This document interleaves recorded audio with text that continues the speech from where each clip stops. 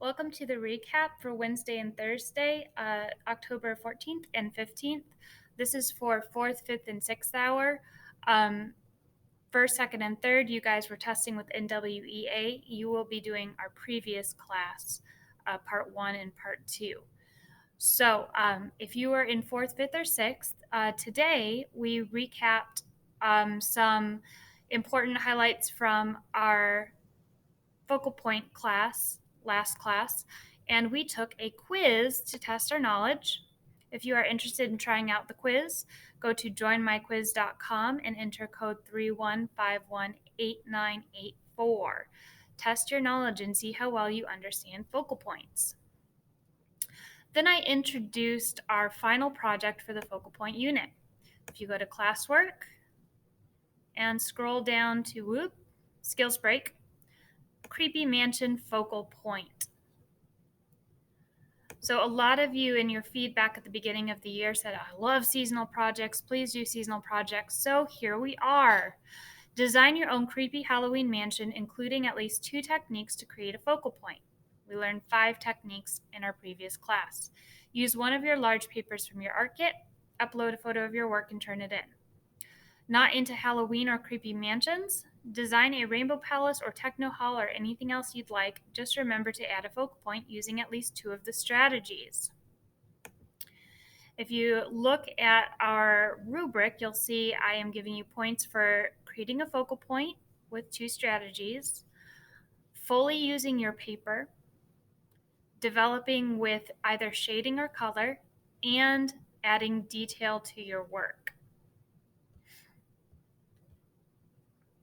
I also attached a PowerPoint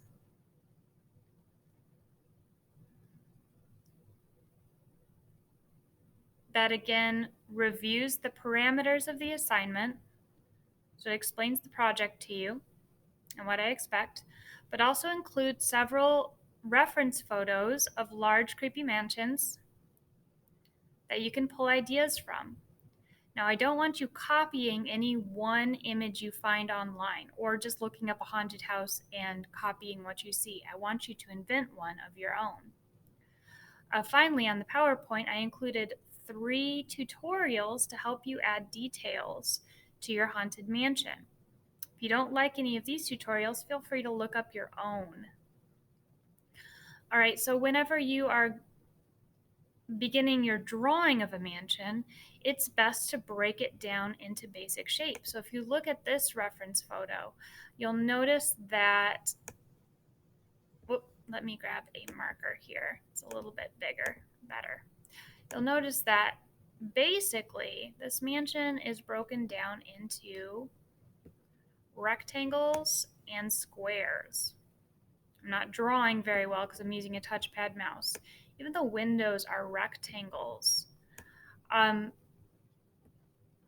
And the roof itself, this roof is a rectangle. This one is a polygon. Even the squares, the windows are little squares inside bigger squares. So the best part about drawing mansions is the detail you get to add. So for instance, these pillars, balconies, little mullions inside the glass windows, this brickwork around the outside.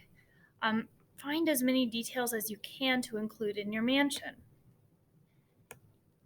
So we've got basic rectangles and squares, and even the most complicated mansions are triangles, rectangles, and squares. It's just how you organize them and put them together that makes it into a mansion.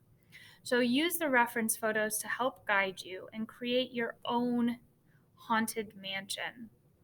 I can't wait to see what you guys come up with. Please don't forget to include a very clear focal point backed up by 2 of the strategies we learned last class. All right, email me with any questions and good luck.